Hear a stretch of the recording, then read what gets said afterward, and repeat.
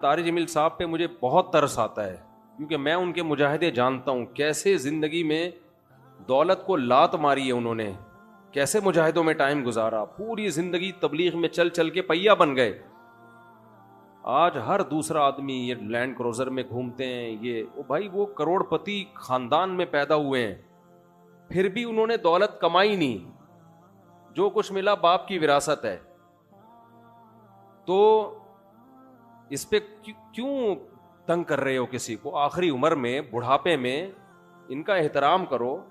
کوئی علمی کسی پہ کوئی اعتراض ہے تو وہ شائستہ انداز میں بیان کر دو۔ اچھا، آج کل سوشل میڈیا پہ کسی کی رائے کے خلاف کوئی بات کرو تو فوراً یہ پیسے لے رہا ہے، یہ ڈالر لے رہا ہے۔ تو یہ بہت آج کل ایک چل رہا ہے کہ کسی پہ کچھ بھی الزام لگا دو، ڈالر خور، ڈالر لیتے ہیں یہ۔ تو گورنمنٹ پہ کسی پہ کوئی الزام لگانے پر پابندی نہیں ہے، آپ لگا دیں پابندی۔ جی الیہم فلنا، ڈالر اتنا امریکہ بھی فالتو نہیں بیٹھا ہوا، یا حکومت بھی کہ وہ فری پھوکٹ کے ڈالر بانٹتی رہے بیٹھ کے۔ جب بھی کوئی دلیل سے بات کرے نا، اس کا جواب دلیل سے دیا کرو، پروپیگنڈے کا شکار مت ہو۔ سارے علماء ڈالر خور ہیں، سارے مولانا ہی سرکاری مولانا ہیں، مفتی تقی صاحب بھی، مفتی عبدالرحیم صاحب بھی، فلاں بھی فلاں بھی فلاں بھی، بس یہ دو چار لوگ آئے ہیں دنیا میں جو کمنٹس کرنے ہیں، یہ ہیں نیک۔ انسان ایک دم نہیں بگڑ جاتا، یہ ذہن میں رکھو۔ جو بگڑے ہوئے ہوتے ہیں وہ شروع سے ہی بگڑے ہوئے ہوتے ہیں۔ نجاشی نے، جعفر طیار نے جب ہرقل، حضرت ابو سفیان نے ہرقل کے سامنے کہا کہ ہم پیغمبر پر ایمان لائے ہیں، تو ہرقل نے کیا کہا تھا؟ کیا انہوں نے زندگی میں کبھی جھوٹ بولا ہے؟ تو حضرت جعفر طیار نے کہا نہیں۔ تو بادشاہ نے کہا یہ نہیں ہو سکتا کہ کسی نے زندگی پر جھوٹ نہ بولا ہو اور بولنے پر آیا تو اتنا بڑا جھوٹ بول دیا۔ یہ جتنے بھی علماء ہیں، یہ زندگیاں ان کی ماضی اٹھا کے دیکھو، کس قدر مجاہدوں میں انہوں نے ٹائم گزارا۔ آپ ان کی موجودہ حالت کو دیکھ رہے ہو۔ مولانا طارق جمیل صاحب پہ مجھے بہت ترس آتا ہے، کیونکہ میں ان کے مجاہدے جانتا ہوں، کیسے زندگی میں دولت کو لات ماری ہے انہوں نے، کیسے مجاہدوں میں ٹائم گزارا، پوری زندگی تبلیغ میں چل چل کے پہیا بن گئے۔ آج ہر دوسرا آدمی یہ لینڈ کروزر میں گھومتے ہیں، یہ بھائی وہ کروڑ پتی خاندان میں پیدا ہوئے ہیں، پھر بھی انہوں نے دولت کمائی نہیں، جو کچھ ملا باپ کی وراثت ہے۔ تو اس پہ کیوں تنگ کر رہے ہو کسی کو؟ آخری عمر میں، بڑھاپے میں ان کا احترام کرو۔ کوئی علمی کسی پہ کوئی اعتراض ہے تو وہ شائستہ انداز میں بیان کر دو۔ کیسی انگلیاں اٹھا رہے ہیں دربار میں جانے والے، کبھی ایک روپے کے لیے کسی سرکاری دربار میں نہیں گئے ہیں، وہ ایک روپے لینے کے لیے بھی نہ کسی سے ملے ہیں۔ جب ملے ان کو تبلیغ کرنے کے لیے ملے ہیں، وہ مبلغ ہیں، دائی ہیں۔ اور یہ جتنے لوگ اعتراض کر رہے ہوتے ہیں نا، خود ان کا ذرا سا بھی کام ہونا تو پھر دیکھو یہ کیسے درباری بنتے ہیں۔ یہ تو جس کو باپ سے دولت ملی ہے اس کو بھی چین سے نہیں جینے دیتے۔ باقی کوئی اعتراض ہے کرو، ہاں کچھ یہ ضرور ہے کہ ایسے مشہور لوگوں کو بعض دفعہ کچھ دائیں بائیں لوگ کیش کرا رہے ہوتے ہیں، دائیں بائیں کچھ لوگ ایسے ہوتے ہیں جو ان کے نام کو استعمال کر رہے ہوتے ہیں۔ تو وہ ٹھیک کا مطلب یہ نہیں کہ ان کے دائیں بائیں کوئی بھی ہوگا وہ بھی 100% ٹھیک ہی ہوگا۔ بہت ہم نے بھی اپنے ساتھ دیکھا ہے، ہم تو اتنے بڑے آدمی ہیں نہیں، لیکن ہمارے نام کے منجن لوگ بیچ رہے ہوتے ہیں، ہمارے نام پہ کیا کیا دو نمبریاں ہو رہی ہوتی ہیں۔ لیکن مولانا کو ہم ذاتی طور پہ جانتے ہیں، سخاوت کا دریا ہے، غریبوں کے لیے، مساکین کے لیے، اخلاق ان کے دیکھو یار، اتنا حوصلہ، اتنی برداشت میرے اندر تو نہیں ہے، صحیح بتا دو۔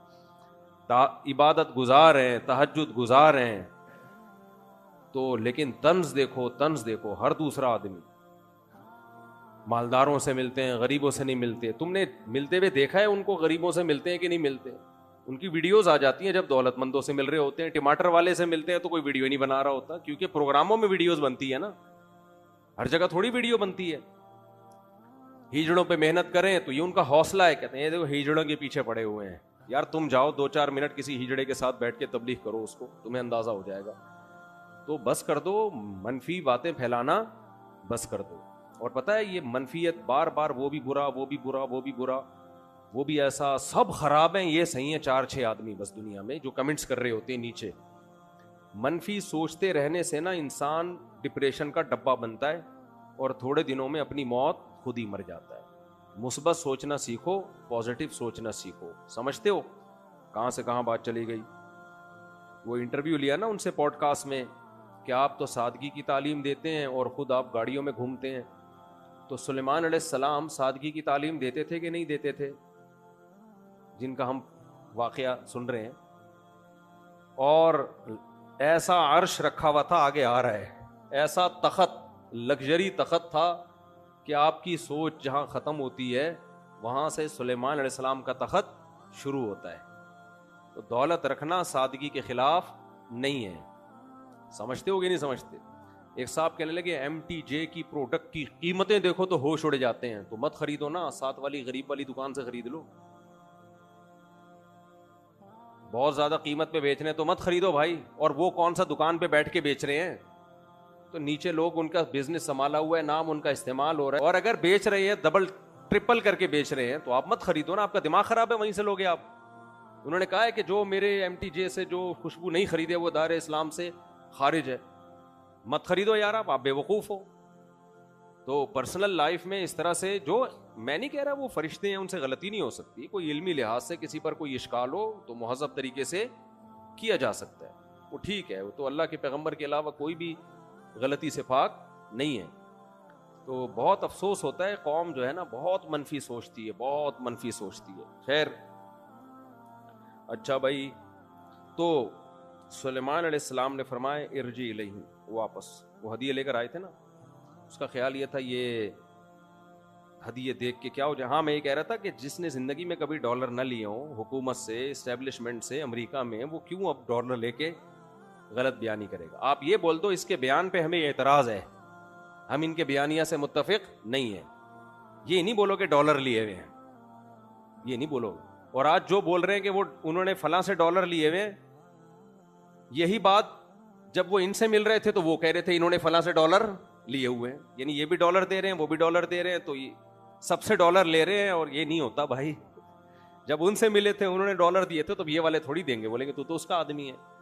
پھینکتے رہو پھینکتے رہو, گورنمنٹ کی طرف سے کوئی پابندی نہیں ہے پھینکنے پر. اچھا بھائی, تو ہم چلتے ہیں. تو سلیمان علیہ السلام نے فرمایا ارجع, واپس. آپ ان کی رائے سے اختلاف کرو, سیاست میں بھی اختلاف کرو ان سے. ہم یہ نہیں کہہ رہے جو ان کی سیاسی موقف ہے آپ اس کی حمایت کرو, نہ, آپ اختلاف کرو ان کے سیاسی موقف سے. آپ بولو آپ کی جو سیاسی رائے ہے ہم اس سے متفق نہیں ہے, 100 دفعہ کرو. یہ نہیں بولو کہ آپ اس رائے میں مخلص نہیں ہیں, آپ پیسے لے کے یہ رائے دے رہے ہیں. یہ بہت بڑا الزام ہوتا ہے, پیسے دے کے بیانیاں بدلنا. یہ کوئی بہت ہی غلیظ پلید آدمی ہوتا ہے جو یہ کام کرتا ہے. یہ کوئی بہت زیادہ اس کے لیے گندا ہونا پڑتا ہے, جو اچانک نہیں ہو جاتا, جو پیدائشی گندے ہوتے ہیں, باپ دادا سے یہ چیزیں سیکھی ہوتی ہیں. ہرقل نے کہا تھا ابو سفیان سے 40 سال کسی نے جھوٹ نہیں بولا, اور وہ جھوٹ بولنے پر آئے تو اتنا بڑا جھوٹ کہ میں اللہ کا پیغمبر ہوں, یہ نہیں ہو سکتا. کسی نے زندگی میں کبھی چوری نہ کی ہو, اچانک بینک میں کروڑوں روپے کا ڈاکہ ڈال دے, ایسا نہیں ہو سکتا بھائی. شروع میں چپل چوری, پھر آہستہ آہستہ یہ بڑے بڑے جو ڈاکو ہیں نا جو آگے تک پہنچ کے ہمارے تو یہ ایسے نہیں ہوتے. اب کہیں گے دیکھا پیسے لیے اس لیے نام نہیں لے رہا کر رہا ہے. کوئی پیسے نہیں لیے ہوئے میرے بھائی, اس لیے کر رہا ہوں کہ ایک نیا ایشو نہ کھڑا ہو جائے. تو سمجھ ہی گئے ہوں گے نا کا کیا مطلب ہے. تو شروع میں چپل چوری, پھر ہوتے ہوتے آج اللہ نے ماشاءاللہ کیا اونچا عظیم مقام دے دیا ان کو. تو ایسے ہوتے ہیں لوگ جو پیسے بھی لیتے ہیں. مولانا کی زندگی دیکھو, بیچارے میڈیکل سائنس پڑھ رہے تھے, ڈاکٹر بن رہے تھے. ارے طارق بھائی ماشاءاللہ آپ کی عمر ماشاءاللہ بہت لمبی ہوگی انشاءاللہ. طارق بھائی نے بہت بندے مار دیے اب تک ماشاءاللہ, اللہ نے ان کو صحت مند رکھا. مارے کا مطلب ان کی زندگی میں چلے گئے, اور اللہ اور صحت دے آپ کو. تو ان کا قصہ بعد میں سناؤں گا, یہ ہماری تفسیر نہ رہ جائے. تو کیا کہہ رہا تھا, میرے دماغ سے نکل گیا, دیکھو یار.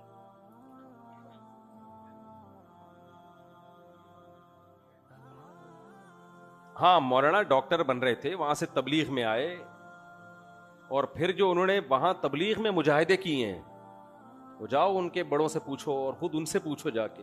پوری زندگی کہتے ہیں میں سفر کا مجھے شوق ہی نہیں تھا, میں چاہتا تھا مدرسے میں تدریس کروں. بڑوں نے بولا نکلو سفر پہ, ایک دفعہ میں نے ان کا بیان سنا، کہہ رہے ساری زندگی سفر کرتے کرتے پہیا بن چکا ہوں میں، ساری زندگی دعوت و تبلیغ میں گزری، تہجد میں، نمازوں میں، عبادت میں، گھنٹوں گھنٹوں دعائیں. یہ تو بند کمرے کی چیزیں ہیں نا. تو وہ ڈالر نہیں لیں گے بھائی، ان کی رائے سے اختلاف کرو کہ حضرت آپ کی رائے ٹھیک نہیں ہے، غلط ہے، علمی اختلاف ہے وغیرہ وغیرہ. یہ کہنا کہ وہاں سے پیسے لیے ہیں، وہاں سے پیسے لیے ہیں. اسی طرح ان کی رائے کے خلاف اگر کوئی جاتا ہے دوسرا عالم، بعض علماء ان کی رائے کے بالکل 180 ڈگری پر ہیں، کہتے ہیں بالکل غلط کہہ رہے ہیں، ان کی یہ سیاسی رائے ہو یا کوئی بھی، تو وہ بھی پیسے نہیں کھا رہے، ان کی بھی اپنی ایک رائے ہے. تو یہ بولو بھائی ان کی رائے سے ہمیں اختلاف ہے یا ان کی رائے سے ہمیں اتفاق ہے. یہ جو ہے نا ڈالر اور اسٹیبلشمنٹ اور امریکہ، یہ الزام آسان نہیں ہے، اور جو کمنٹس کر رہے ہوتے ہیں زیادہ تر انہی میں اس طرح کے جراثیم ہوتے ہیں. کیوں لیں گے بھائی؟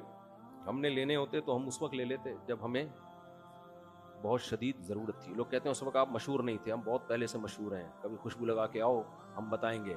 بہت بڑا کراؤڈ ہمارے بیان میں. میرے بیان میں مجھے یاد ہے ایک جمعے کی مسجد میں میں نے بیان کیا تھا، 1998 کی بات ہے، اتنا کراؤڈ تھا اس میں. 1998 کی بات کر رہا ہوں میں.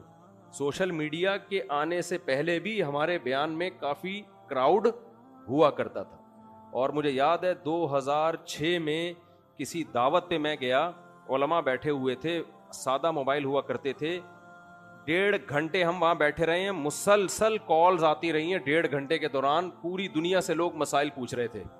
کوئی وہاں سے فون آتا، اس کا جواب، اس وقت فون اٹھا لیا کرتا تھا. تو وہ بھی علماء حیران ہو رہے تھے، بھائی اس بندے کے پاس 1 سیکنڈ کے لیے فون بند نہیں ہوا ہے، کہاں کہاں سے کال آ رہی تھی اس وقت. یہ تو اب میڈیا کا دور تو اب آیا ہے، نیٹ پہ ہم بات میں گئے. تو ہم نے اس وقت کسی سے پیسے نہیں لیے، اب کیوں ہم پیسے لیں گے؟ اور اس وقت تو ہم غریب غربا قسم کے آدمی تھے وہ تو. اور اس وقت بھی حالات بہت کچھ گئے آگے، ایسے خراب حالات ہوئے ہیں کہ اس میں بھی الٹا سیدھا بیان دیا جا سکتا تھا امریکہ کو خوش کرنے کے لیے، اسٹیبلشمنٹ کو خوش کرنے کے لیے. تو رائے سے اختلاف ضرور کیا کرو. یہ جو ڈالر کا اور فلانے کا پٹھو ہے، فلانے کے پیسے لے رہا ہے، یہ منجن پڑھے لکھے لوگوں میں نہیں بکتا. اچھا میرے بھائی، ابھی ہمارے کسی جاننے والے کا ایکسیڈنٹ ہو گیا سول ہاسپٹل میں. مجھے فون کر رہے ہیں 2 دن سے کوئی سول میں جاننے والا ہو. میں نے کہا کوئی جاننے والا سول میں نہیں. پھر کہنے جینا میں بتا دو. میں نے کہا نہیں ہے، ہمارے اپنے قریبی رشتے دار ہیں.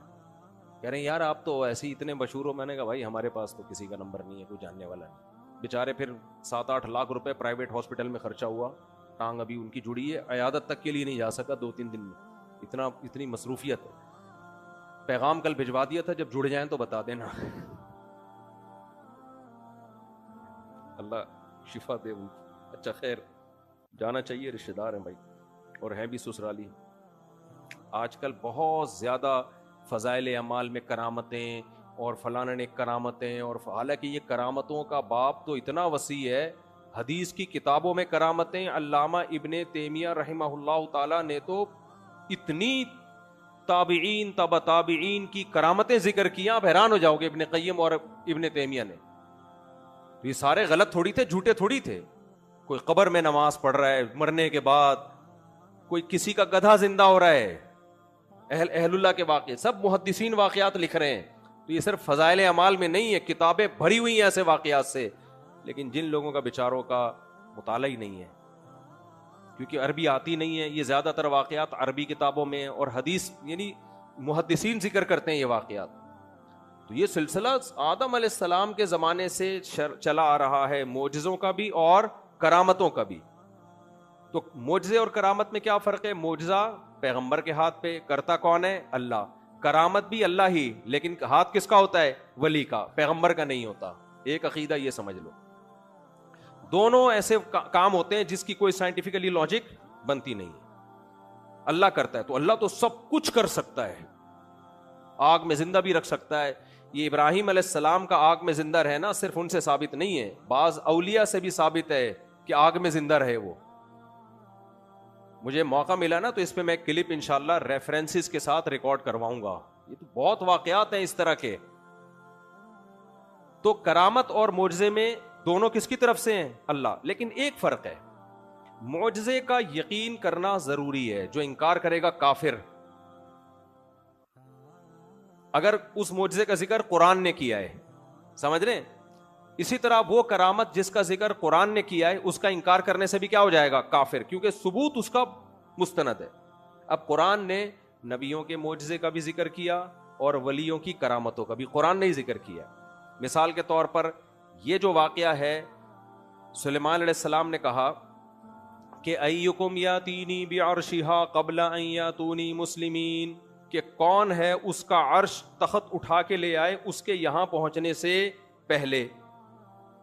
یہ سلیمان علیہ السلام خود نہیں کر رہے، اپنے کسی امتی کے ذمے لگا رہے ہیں، امتی کے ذمے لگا رہے ہیں۔ تو قرآن کہتا ہے قال عفریت من الجن، ایک جن نے کہا انا آتیک بہ قبل ان تقوم من مقامک۔ بھائی وہاں اس کا یہاں تک پہنچنا تو دور کی بات، حضرت آپ مجلس برخاست ہوگی اس سے پہلے میں لے آؤں گا یہاں پہ۔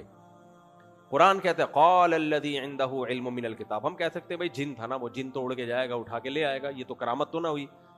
تو ایک بزرگ نے کہا جن کو اللہ نے کتاب کا علم یعنی زبور کا علم دیا تھا، انہوں نے کہا انا آتیک بہ قبل ان یرتد الیک طرفک، میں آپ کے پاس لے کر آؤں گا آپ کی پلک جھپکنے سے پہلے۔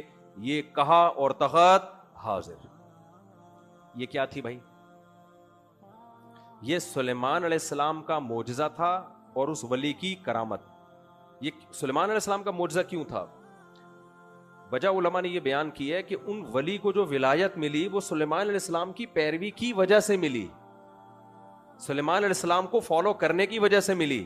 تو ہر ولی کا معجزہ اس پیغمبر کا، ہر ولی کی کرامت اس پیغمبر کا معجزہ ہوتا ہے جو ولی اس پیغمبر کی امت میں ہے۔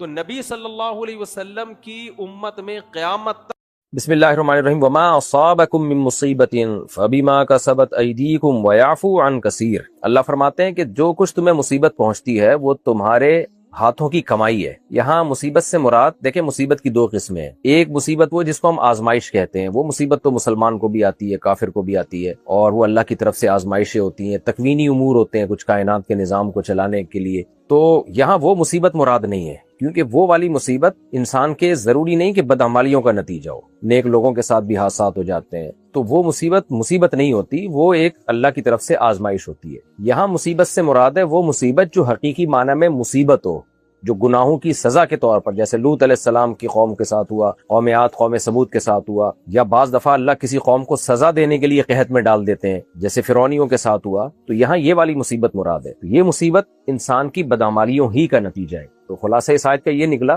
کہ جو واقعی عذاب ہوتا ہے نا، جو مصیبت بن کے آتی ہے، وہ انسان کی بدعمالیوں ہی کا نتیجہ ہے، اور کچھ قدرتی واقعات ہوتے ہیں، حادثات ہوتے ہیں، تو وہ بدعمالیوں کا نتیجہ نہیں ہے۔ سوال پیدا ہوتا ہے ہم کیسے فیصلہ کریں گے کہ کون سی مصیبت آپ کے بدعمالیوں کا نتیجہ ہے اور کون سی ویسے ہی اللہ کی طرف سے آزمائش ہے، قدرتی حادثات ہیں، دنیا میں ہمیشہ سے آئے ہیں، صحابہ کے دور میں بھی آئے، بڑے بڑے نیک لوگوں کی پر آزمائشیں آئی ہیں۔ تو ہمیں کیسے پتہ چلے گا کہ یہ بدعمالیوں کے نتیجے والی مصیبت ہے اور واقعی حقیقی مصیبت ہے یا ویسی ایک آزمائش ہے؟ تو دیکھیں اس میں یقینی طور پر تو جب تک ہمارے سامنے نص موجود نہ ہو ہم فیصلہ نہیں کر سکتے۔ اب جیسے قوم عاد قوم ثمود کے بارے میں اللہ نے بتا دیا کہ ان کی بدعمالیوں کا عذاب تھا، قوم نوح کے بارے میں اللہ نے بتا دیا کہ بدعمالیوں کا عذاب تھا۔ جہاں اللہ بتا دے گا وہاں تو ہمیں یقین ہوگا، جہاں نہیں بتائے گا تو وہاں یقینی طور پر کچھ نہیں کہا جا سکتا۔ البتہ کچھ علامتیں علماء نے بتائی ہیں قرآن و سنت کو سامنے رکھے، کہ ان علامتوں سے اندازہ ہو جاتا ہے، غالب درجے میں آپ کہہ سکتے ہو کہ یہ مصیبت گناہوں کا عذاب ہے یا یہ ویسے ہی قدرتی حادثہ ہے۔ تو وہ ظاہری علامت یہ ہے کہ جب بھی کوئی آزمائش آئے، چاہے وہ انفرادی آپ کی زندگی میں آئے یا قومی سطح پہ آئے، تو اگر اس میں ہمیں اپنی اصلاح کا موقع مل رہا ہے اور اصلاح کی طرف توجہ جا رہی ہے، مثال کے طور پر ملک میں مہنگائی کا عذاب ہی آپ دیکھ لینا، عوام کو کچھ سمجھ میں آنے لگتا ہے کہ ہمیں کیا کرنا چاہیے آئندہ کے لیے، کیا پالیسیاں بنانی چاہیے ہمیں، حکمرانوں کو کچھ عقل آ جاتی ہے، تو پھر یہ مصیبت نہیں ہے بلکہ یہ اللہ کی طرف سے اصلاح کا ایک پروگرام ہے، ایک تربیت کا ایک طریقہ ہے۔ تو اور اگر کوئی پریشانی آئی اور آپ کی اصلاح کی طرف توجہ ہی نہیں جاتی ہے، نہ آپ اللہ کی طرف رجوع کرتے ہو، نہ آپ کو اپنی غلطیوں کی تلافیوں کی طرف توجہ جاتی ہے، تو سمجھ لیں یہ اللہ کی طرف سے عذاب ہے، کیونکہ اللہ آپ کو تکلیف پہنچانا چاہ رہا ہے۔ دیکھیں جب بھی کوئی تکلیف کسی خیر کا پیش خیمہ ہو تو وہ تکلیف پہنچانے والا آپ کا دوست ہوتا ہے۔ ڈاکٹر بھی آپ کو تکلیف پہنچاتا ہے آپریشن کر کے، ٹیکہ لگا کے، وہ تکلیف مصیبت نہیں ہوتی بلکہ وہ آپ کو سدھارنے کے لیے ہوتی ہے۔ شاعر نے کہا ہے نا کہ تندی باد مخالف سے نہ گھبرائے شاہین، یہ تو چلتی ہے تجھے اونچا اڑانے کے لیے. تیز ہوائیں شاہین کو اونچا اڑانے کے لیے چلتی ہیں، ٹینشن دینے کے لیے نہیں چلتی. تو اللہ تعالیٰ بھی اپنے بندوں کی اصلاح کے لیے، تاکہ وہ اپنے اعمال میں غور کریں، اپنی اصلاح کریں، تو اللہ تعالیٰ ان کو آزمائشوں میں ڈال دیتے ہیں. تو عقل مند لوگ سدھر جاتے ہیں. تو یہ پھر مصیبت نہیں ہے، یہ بدعمالیوں کا نتیجہ نہیں ہے، یعنی عذاب برائے عذاب نہیں ہے. اور اگر آپ کو اللہ کی طرف آپ کی توجہ ہی نہیں ہو رہی اور آپ برائیوں میں اور جری ہوتے چلے جا رہے ہو، تو یہ وہ عذاب ہے جس کا اس آیت میں اللہ نے تذکرہ کیا. فرمایا جو مصیبت حقیقی معنوں میں جو مصیبت ہوتی ہے وہ مراد ہے یہاں، وہ تمہیں جو پہنچتی ہے تمہارے اعمال کا نتیجہ ہے. وَيَعْفُو عَنْ كَثِيرٍ، اور بہت سی برائیاں اللہ ویسے بھی معاف کر دیتا ہے. یعنی یہ تو جو عذاب آتے ہیں نا، یہ بہت سے گناہوں کو معاف کرنے کے باوجود جو کچھ گناہ رہ جاتے ہیں ان پر عذاب آتا ہے. سارے گناہوں کا اللہ عذاب دینا شروع کر دے تو قرآن میں جگہ جگہ اللہ نے مضمون بیان کیا. ایک ذی روح چیز کو بھی اللہ زمین پہ زندہ نہ چھوڑے. فرمایا وَمَا أَنْتُمْ بِمُعْجِزِينَ فِي الْأَرْضِ، اور تم زمین میں اللہ کو ہرا نہیں سکتے. زمین کا تذکرہ اس لیے کیا کہ انسان کی دادا گیری تو زمین پر ہے نا، تو زمین پہ نہیں جو ہرا سکتا آسمانوں میں کہاں سے ہرائے گا. یہ اللہ عذاب دینے پہ آ جائے کچھ بھی نہیں کر سکتے تم. وَمَا لَكُم مِّن دُونِ اللَّهِ، اور نہیں ہے تمہارے لیے اللہ کے سوا من ولی کوئی دوست، ولا نصیر، اور نہ کوئی مددگار ہے. اس لیے اللہ ہی سے دوستی لگاؤ.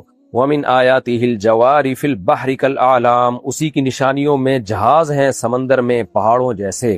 مفسرین نے اس آیت کا ترجمہ جہازوں سے کیا کیونکہ کشتی پہاڑوں جیسی جو ہوتی ہے وہ جہاز ہی ہوتا ہے. تو سمندری جہاز ہیں. کیسے سمندر اپنی پشت پہ اٹھا کے اتنی وزنی چیز کو اٹھاتا ہے اپنی پشت پہ، اور کہاں سے کہاں ایک ملک سے دوسرے ملک تمہیں دھکیل دیتا ہے. کیسے آرام سے تم ٹریولنگ کر کے اپنی منزلوں تک پہنچتے ہو، تجارت بھی کرتے ہو. ارشمیدس کا لا ہم نے اسکول میں پڑھا تھا نا کہ پانی میں سوئی تو ڈوب جاتی ہے، جہاز نہیں ڈوبتا. تو یہ ارشمیدس کے لا کی وجہ سے ایسا نہیں ہو رہا، بلکہ اللہ نے جو قانون بنایا جس پہ جو بھی سائنٹسٹ تھا ارشمیدس وہ مطلع ہوا، تو وہ اللہ کے بنائے ہوئے قانون پر مطلع ہوا ہے. وہ قانون اس نے تھوڑی بنایا ہے. ایک فطرت کا قانون، فزکس کا قانون پہلے سے زمین پہ موجود تھا جو اللہ کا بنایا ہوا ہے کہ سوئی آپ پانی میں ڈالتے ہیں ڈوبتی ہے. سمندر کو کیسے، سمندر جو ہے اس پہاڑ جیسے جہاز کو اپنے سینے پہ اٹھائے رکھتا ہے. اللہ کہتے ہیں یہ ہماری قدرت ہے. اور پہلے زمانے میں بھی، اب بھی ہم نے دیکھا ہے جب باہر ٹریولنگ ہوتی ہے تو بادبانی کشتیاں اب بھی ہیں. جب تک وہ گوروں کو ہم نے دیکھا ہے جب ایک ملک سے دوسرے ملک ٹریولنگ کے لیے جاتے ہیں نا، سیاح جو ان کے ہوتے ہیں، ٹورسٹ ان کے جاتے ہیں، تو وہ کیا کرتے ہیں کہ وہ ڈیزل بچانے کے لیے انہوں نے پردے لگائے ہوئے ہیں کشتیوں میں، جیسے پرانے زمانے میں ہوتا. تو جب تک ہواؤں سے چلائیں گے، ہوا چلائے گی ان کو، تو ہوا بڑے مزے سے چلاتی ہے کشتیوں کو. وہ پردے دائیں بائیں کرتے رہتے ہیں، اس سے اس کی ڈائریکشن چینج ہوتی رہتی ہے. تو پہلے زمانے میں تو یہی ہوتا، 100-150 سال پہلے تک اس طرح بہت زیادہ لوگ سفر کیا کرتے تھے کشتیوں پہ بیٹھ کے. حاجی بہت جایا کرتے تھے، ہماری پرانی کتابوں میں ملتا ہے کہ بادبانی کشتیوں میں بیٹھ کے حج پہ جایا کرتے تھے. تو اس میں بہت ہی سستے میں آپ کا سفر ہو جایا کرتا تھا کیونکہ ہوا کی طاقت آپ استعمال کر رہے ہیں. تو اللہ تعالیٰ فرماتے ہیں کہ تم جو ہواؤں کے ذریعے سمندری جہازوں پہ سفر کر رہے ہو، ڈیزل کا خرچہ، بجلی کا خرچہ بچا رہے ہو، انرجی تمہیں قدرت نے دی ہوئی ہے، یہ بھی تو ہوائیں اللہ کے کنٹرول میں ہے. چونکہ عرب میں تو یہ بہت زیادہ تھا اس وقت نا، یہ سمندری جہاز اور کشتیاں، یہ بادبانی کشتیاں ہوتی، وہ لوگ پردوں کو سیٹ کرتے تھے خاص اینگل سے کہ وہ ہوا آ کے ان اینگلوں پہ ٹکراتی تھی اور کشتی کو دھکیلتی تھی آگے. تو وہ اس اینگل سے جہاں ان کو موڑنا ہوتا اسی حساب سے وہ پردوں کو سیٹ کرتے تھے. تو اللہ نے فرمایا کہ تم جو سمندروں میں جا رہے ہو نا، بیچ سمندر میں اللہ ہوا کو روک دے تو تمہارا بنے گا کیا؟ یشاء یسکن الريح، اللہ اگر چاہے ہوا کو روک دے، فیظللن رواکد علی ظہرہ، تو سارا دن یہ کشتیاں سمندر کی پشت پہ کھڑی رہیں. کیسی ٹینشن میں آؤ گے، تمہیں جان کے لالے پڑ جائیں گے. تو یہ ہوائیں اللہ کے اختیار میں ہیں. ان فی ذلک لآیات لکل صبار شکور، بے شک اس بات میں بڑی بڑی نشانیاں ہیں ان لوگوں کے لیے جو بہت زیادہ صبر کرنے والے اور بہت زیادہ شکر کرنے والے. عجیب بات ہے، سورہ لقمان میں بھی اللہ نے جہاں کشتیوں کا تذکرہ کیا تھا کہ اللہ چاہے تو طوفان سے تمہیں ہلاک کر دے سمندر میں، وہاں بھی اللہ نے یہی کہا تھا کہ اس میں صبر کرنے والوں کے لیے بہت بڑی بڑی نشانیاں ہیں. تو کشتیوں کا صبر شکر سے کیا تعلق ہے؟ دیکھیں یہاں صابر شاکر کا مطلب ہے مومن. مومن جو کامل ہوتا ہے نا، اس میں دو ہی تو بہترین خصوصیات ہیں کہ غموں پہ صبر کرتا ہے اور خوشیوں پہ شکر کرتا ہے.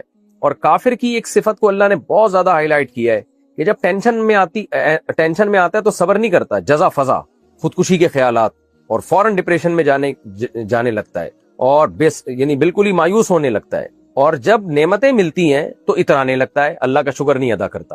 تو یہ جو سمندر میں جب ہم سفر کرتے ہیں نا، خاص طور پہ پرانے زمانے کا سفر تو بڑا خطرناک ہوتا تھا. تو اس میں یہ جو لوگ ہیں نا، انسانیت اس کنڈیشن سے گزرتی تھی.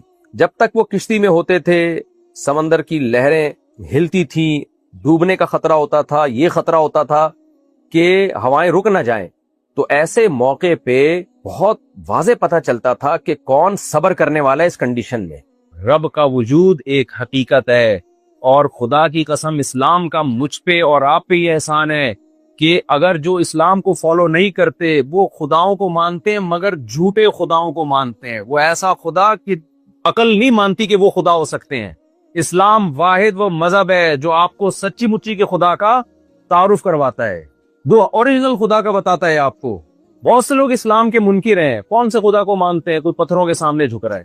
یہاں کا جو اصل مذہب ہے وہ تو کروڑوں خداؤں کا ہے نا، جو جاپانیوں کا اصل، اس کا جو پروننسیشن اتنی مشکل ہے یہاں کی، وہ بھی ہم اوچا کیچا کچا کا کون سا شہر تھا جہاں ہم گئے تھے، وہ یار یاد نہیں ہو رہا مجھے، کیا نام تھا اس کا، جام نہیں آچا کچا کر کے ٹومیٹو کیچپ کا آ رہا تھا اس میں، نہیں یار وہ بھائی یہاں جو اصل جاپانی تھے نا وہ آچا کچا کر کے، بڑا مزے کا نام تھا اس کا۔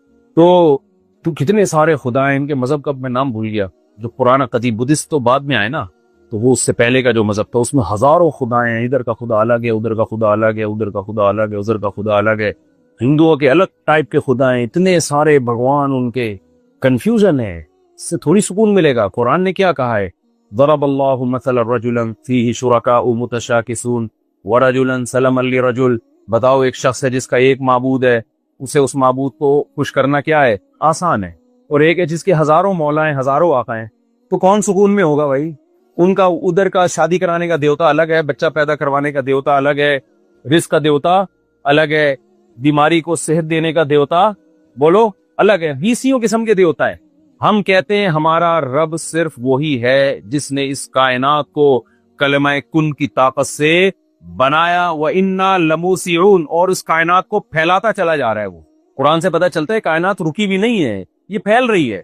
ہمارا رب وہ ہے جس نے پانی کے قطرے میں ایسے سافٹ ویئر انسٹال کیے کہ وہ ماں کے رحم میں جاتے ہیں اور اس میں آنکھ، ناک، کان، دل، دماغ، جگر بننا شروع۔ ہم صرف اس خدا کو مانتے ہیں، اس کے علاوہ جتنے بھی ہیں وہ کریٹڈ ہے، وہ مخلوق ہے، وہ خالق نہیں ہے، وہ معبود نہیں ہے، وہ سب ہماری طرح کے محتاج انسان ہے۔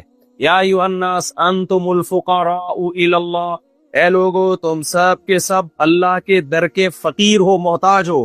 واللہ هو الغنی الحمید، ایک اکیلا اللہ ہے جو غنی ہے، بے پرواہ ہے، قابل تعریف ہے، اسے کسی کی ضرورت نہیں ہے۔ کتنا کلیئر کانسیپٹ ہے یا نہیں ہے؟ یہ اسلام میں ہی ملے گا آپ کو۔ اسلام کے علاوہ یا تو اسلام ہے یا ایتھیزم ہے، جو خدا کے ہی منکر ہیں۔ وہ تو بہت بڑی حماقت والا کام کر رہے ہیں کہ بنانے والے کا انکار کر دیا۔ تو مذہب میں آپ کے پاس میرے بھائی اسلام کے علاوہ کوئی آپشن بولو نا نہیں ہے۔ وہ کتنا اللہ نے احسان کیا کہ آپ کو مسلمان پیدا کر کے یہ آزمائش سے بچا لیا اللہ نے آپ۔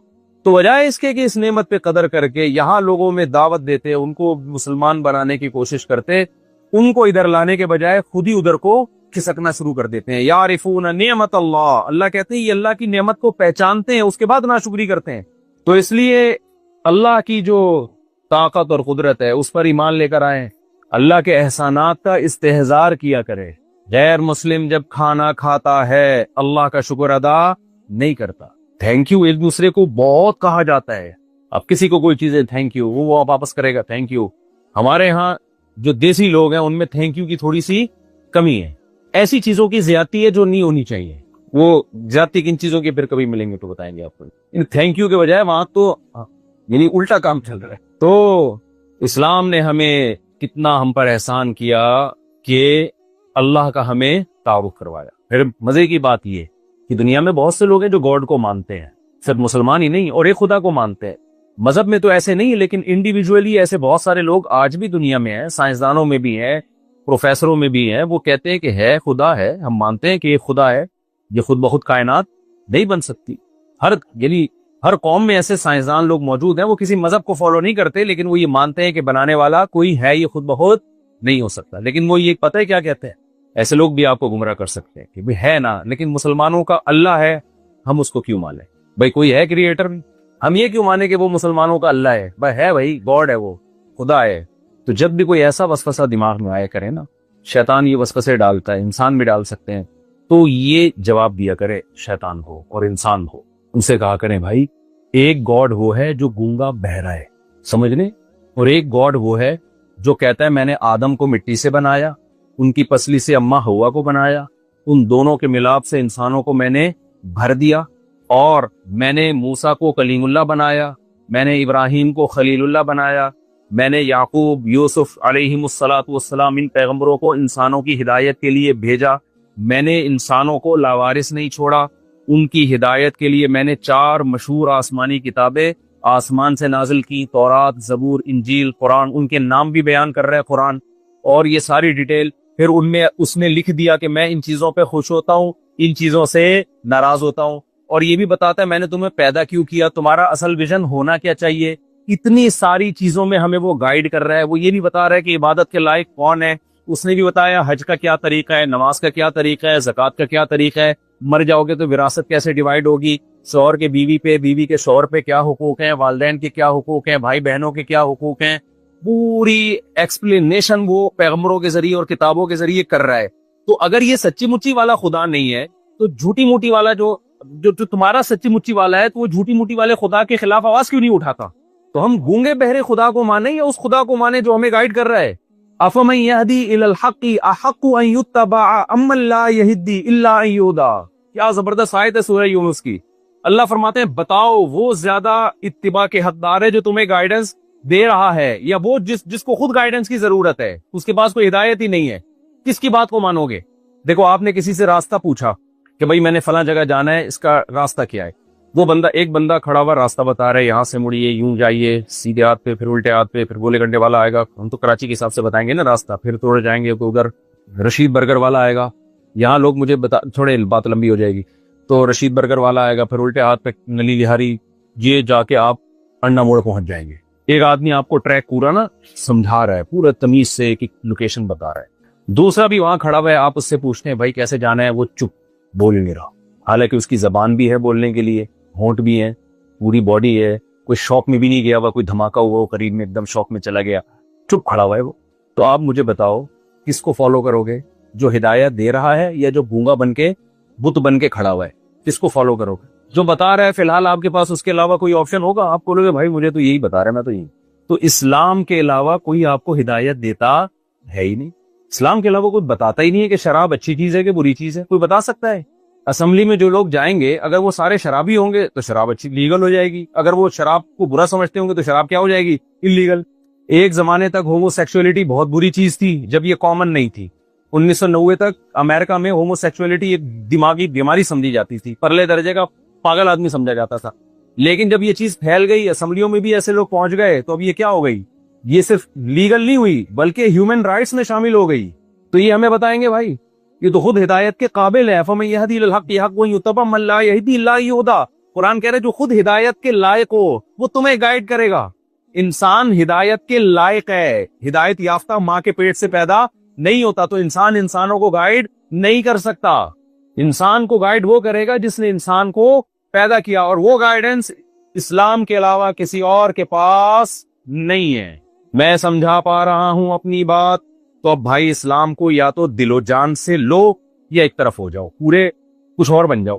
یہ بیچ میں لٹکنا کیا ہے؟ یہ خطرناک ہے۔ ہمارا اسلام جو ہے نا، ہمارے مطلب کا اسلام کہ کڑوا کڑوا تھو تھو، میٹھا میٹھا ہپ ہپ۔ موت کے بعد ہم سب چاہتے ہیں مسلمانوں کے قبرستان میں دفن ہو، ہمیں اوون میں ڈال کے راکھ نہ بنایا جائے۔ چاہتے ہیں نہیں چاہتے؟ بھائی اگر آپ نے لبرل بننا ہے، سیکولر بننا ہے، تو موت کے بعد کوئلہ بنا دو، ٹکے بنا کے کھلا دو کسی کو، یا قبر میں ڈالو، تو اس سے کیا فرق پڑتا ہے؟ کیا خیال ہے بھائی؟ اس سے کیا فرق پڑتا ہے؟ جب مر ہی گئے، جب آٹومیٹیکلی خود بخود پیدا ہوئے تھے تو مر گئے، تو کیڑوں نے جب کھانا ہے تو بہتر نہیں ٹکے بنا کے انسانوں کو کھلا دو یار؟ کیا خیال ہے؟ ارشاد بھائی غلط تو نہیں کہہ رہا؟ پھر اس میں کیا اتنا وہ کہ بھائی، ایک دفعہ کسی نے ہم سے سوال پوچھا کہ جو ہے وہ چائنا میں نا جو ماں کی جو دودھ ہوتا ہے نا، اس کو ڈبوں میں پیک کر کے وہ خشک کر کے باقاعدہ بچوں کی فیڈ کے طور پر کمپنیاں اس کو بیچتی ہیں، ڈبوں میں بک رہا ہوتا ہے۔ تو ہم سے سوال پوچھا کہ یہ جائز ہے نہ جائز؟ ہم نے کہا یہ حرام ہے، ناجائز ہے۔ ایک صاحب نے کہا لو، ایک تو یہ مولوی لوگ بس ہر چیز میں ٹانگ اڑاتے ہیں، حلال حرام حرام، یہ ترقی کر ہی نہیں سکتے۔ اس میں کیا جا رہا ہے اگر وہ خشک ڈبوں میں ماں کا دودھ بک رہا ہے؟ تو مولوی لوگ ہر جگہ کیا کرتے ہیں؟ فتوے جھاڑنا شروع کر۔ بھائی ہم سے تو پوچھا ہے تو بتائیں گے نا۔ تو میں نے کہا کہ یہ ڈبوں کا ترقی سے کوئی تعلق ہے؟ بولو۔ اس سے کہ یہ جو جاپان میں جو سائنسدان پیدا ہوئے ہیں اس لیے ہوئے کہ ماں کا دودھ ڈبوں میں بکتا تھا؟ اس کا ترقی سے کیا تعلق ہے بھائی؟ اخلاقیات سے اس کا تعلق ہے۔ فقہا نے لکھا ہے کہ انسانی جسم کے سے جو چیز بھی مکرم اور محترم چیز ہوتی ہے وہ بازاروں میں بکنے کے لائق نہیں ہے، انسانیت کی توہین نہیں ہے۔ وَلَقَدْ كَرَّمْنَا بَنِي آدم، ہم نے بنی آدم کو بہت زیادہ عزت دی ہے. پوری کائنات اللہ نے انسان کے لیے بنائی ہے. یہ اسپیئر پارٹس اس کے بکیں گے نہیں. تبھی یہ جو ڈونیشن کر کے بیچ رہے ہوتے ہیں نا گردے حرام ہے، ناجائز ہے. یہ اسپیئر پارٹس کی دکان تھوڑی ہے کہ ادھر سے گردہ اٹھا کے وسیم کو 1 کروڑ میں بیچ دیا اور ادھر سے جناب اپنا پتا نکال کے سلیم کے پکڑا دیا. تھوڑے دنوں میں کیا ہوگا؟ وہ اسپیئر پارٹس کی دکان ہوگی. موت کے بعد پرزے رکھے ہوئے ہوں گے وسیم بھائی کی آنکھیں، اور بھائی کوئی وسیم بھائی تو پیش کی معذرت یار، یہ کلیم بھائی کی جو ہے نا، اچھا بہت معذرت کے ساتھ، تو یہ گھٹنے ان کے. اچھا تو اب کیا کروں؟ وہ کریکٹر یہی ہوتے ہیں نا. جاپان میں کچھ اور نام ہوں گے تو مجھے بتائیں جی. تو یہ سب یہ اسپیئر پارٹس کی دکان تھوڑی ہے انسان کو ہی. کیونکہ اگر آپ نے اس کو بالکل ہی صرف انسانیت کی خدمت ہی دیکھنی ہے کہ یہاں سے اٹھا کے اس کو بیچ دو، تو بھائی پھر دفنانے کی ٹینشن کی کیا ضرورت ہے؟ پھر تو کسی کے کام آ جائے تو اچھا نہیں ہے. تو مر جائے تو بھائی اس کو گوشت کھلا دو. اب تو مر گیا ویسے بھی، کیا کرنا ہے؟ تازہ ہے، ابھی تازہ مرا ہے ڈبوں میں پیک کر کے. کل آج ماں کا دودھ ڈبوں میں پیک کر کے بک رہا ہے، کل گوشت بھی بک سکتا ہے. اور دوسری بات یہ کہ اسلام میں جس ماں کا دودھ آپ نے پیا ہو اس کا بہت بڑا حق ہے. جس ماں نے، عورت نے، دیکھو غیر مسلموں کے ہاں ریلیشن نام کی کوئی چیز نہیں ہے. اسلام تو ریلیشن ہی کی بیس پہ قائم ہے. اللہ سے ریلیشن، آپس میں ریلیشن. تبھی تو قرآن جہاں اپنا حق بیان کرتا ہے وہیں فوراً ماں باپ کا تذکرہ کر دیتا ہے. کیونکہ اللہ کے بعد سب سے زیادہ احسانات کس کے ہیں؟ والدین کے. تو ریلیشن ہی کی بیس پہ تو اس مذہب وجود میں آیا ہے. اس مذہب کی بیس ہی ریلیشن پر ہے کہ اپنا ریلیشن اپنے بنانے والے سے بھی صحیح کرو اور جنہوں نے تمہیں پیدا کیا ان سے بھی صحیح کرو. اسلام میں بتاؤ نا مجھے کہ اللہ کے بعد سب سے بڑا حق کس کا ہے؟ والدین کا ہے یا نہیں ہے؟ وَوَصَّيْنَا الْإِنسَانَ بِوَالِدَيْهِ، ہم نے وصیت کر دی ہے. لا تَقُلْ لَهُمَا أُفٍّ. اولڈ ہاؤس میں جمع کرانا تو بہت دور کی بات. بڑھاپے میں ان کو گھر میں رکھ کے ان کے سامنے چیخو پکار پہ اف کہنے کی بھی اجازت نہیں ہے. برداشت کرنا ہے بس. بہت بڑا حق ہے.